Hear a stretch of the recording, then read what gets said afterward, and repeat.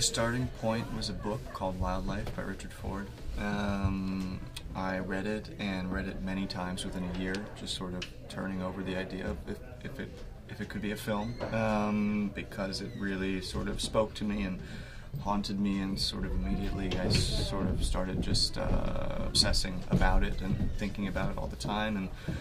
And I think family is just always something that's been important to me, always something that I've known that I've wanted to kind of make work about. The American dream has always been something that I've found just really beautiful and hard, and I've loved it in art and in my parents' life and in my life, and I felt all of that in this book and then tried to write it. All called me, I think, and said, I'm going to send you a script and read it and call me back. And I read it and called him back, and that was sort of it. It was in the course of one evening, the whole thing. So yeah, I read it and loved it and was sort of scared and excited by playing the part, and wanted to work with Paul and Zoe, who I've also known for a really long time. I basically wrote a first draft. I gave it to Zoe because she's a proper writer. She was the first person to sort of see it. I thought secretly it was pretty good, and she really just tore it apart, and there was red pen on every single page. And we fought, and then she said, why don't you just let me do a pass? I see what you're trying to do. And I said, great.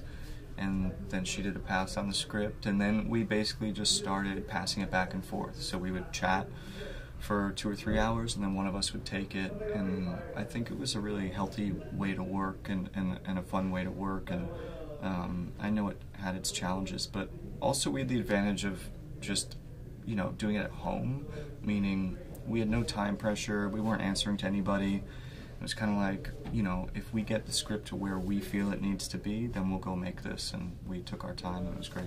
Well, the thing that I was kind of excited about was that she was making a bunch of mistakes in this film, and I think I played a lot of heroines, and whether they're sort of passive or active, like they are basically doing the right thing for a noble cause and trying to, or they're following a sort of particularly, they have a strong moral backbone and they're trying to sort of achieve something, whereas she definitely has morality and she has all this and she has integrity, but I think that you're just meeting her in like one of the hardest weeks of her whole life, and it just goes off the rails completely.